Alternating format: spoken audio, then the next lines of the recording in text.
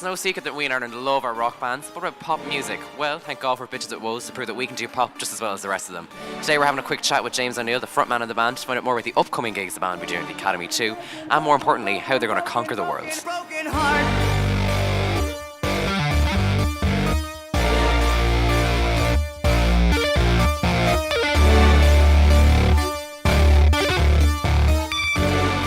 Tell me, you are getting ready for your big gigs at Academy 2. Tell me all about them. Well, I'm super excited because they're the first ever shows that I've done myself, which is pretty amazing.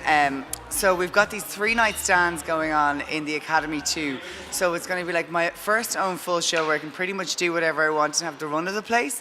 So it's really, really exciting. Lots of crazy costumes, really fun music, and pretty much it getting everybody involved and dancing and shaking their dicks and shaking their tits.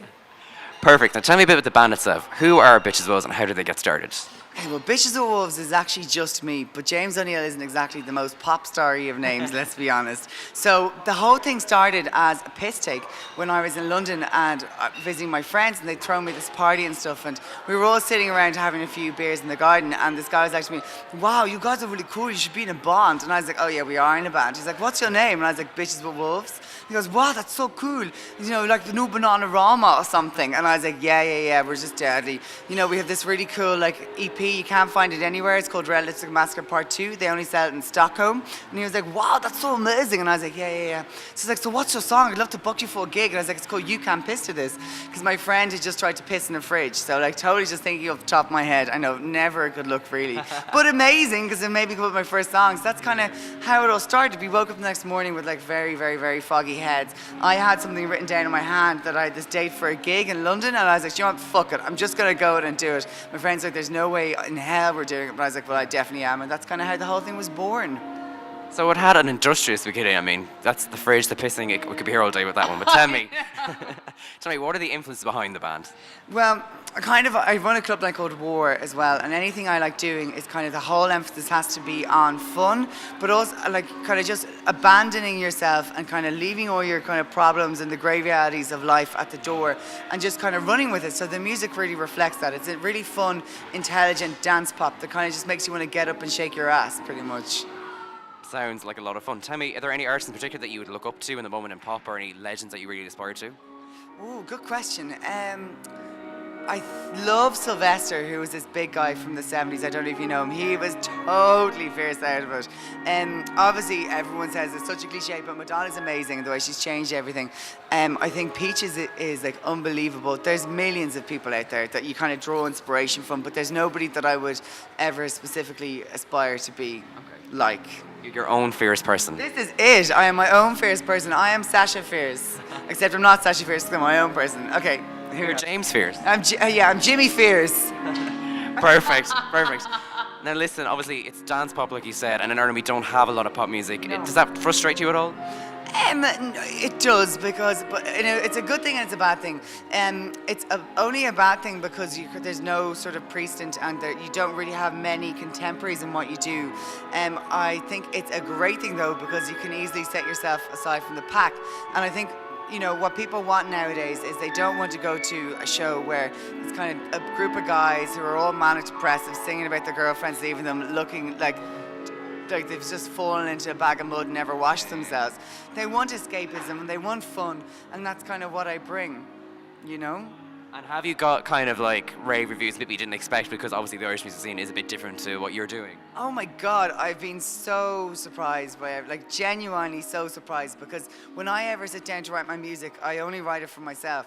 So I'll always be like to my friends, like a total sap, I'll be like, "Oh my God, this song is so deadly," but only because I created something I really, really loved. Yeah.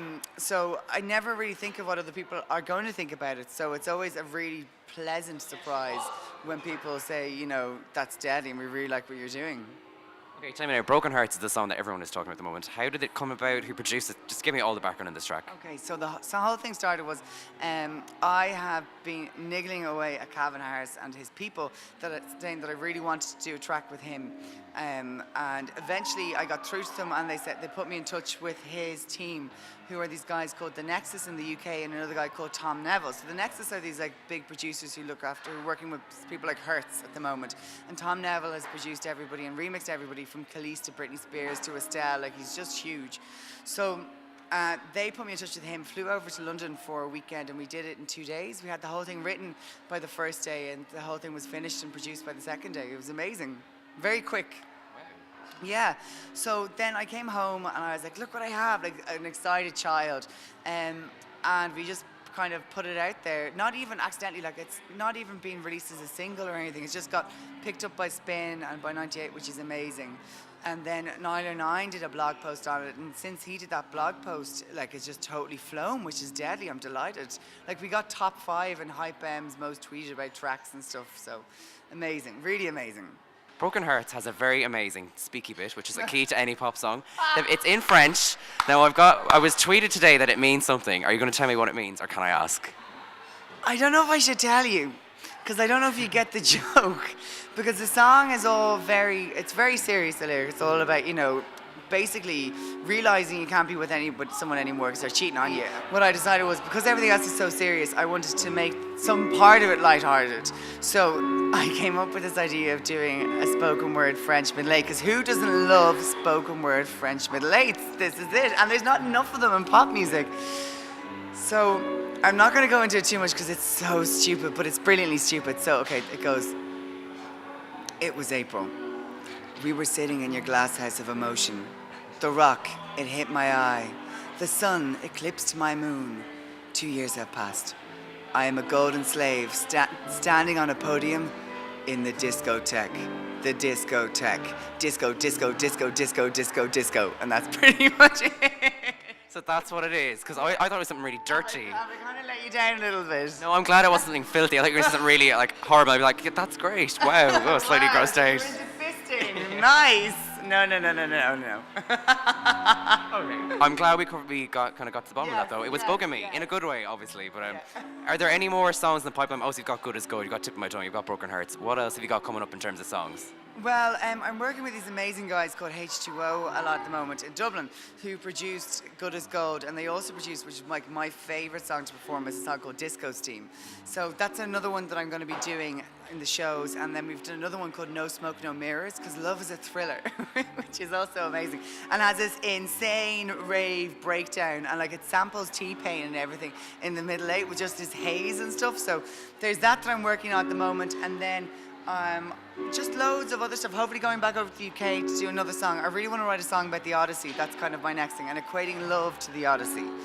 So we'll see how that goes. Do you think that could be in French, or maybe a part of it could be in French? I'm thinking Finnish. Nothing is in Finnish. Why is that? Or we could do it in Filipino, because I don't think they get a good enough rep. They're not represented. I mean, they have, the alternative Miss Ireland where they all take part every year, but what else do you see at the Filipinos? Nothing. So I'm going to do a song in Filipino. Are you going to do an album maybe where every song represents a different kind of foreign language? Yes. I am most certainly going to do an album where every song represents a foreign language. I think that has to be, my linear theme. Defo. And obviously in pop, the producer becomes such a big thing. Are there any pop producers that you would kill to work with? You mentioned Calvin Harris already.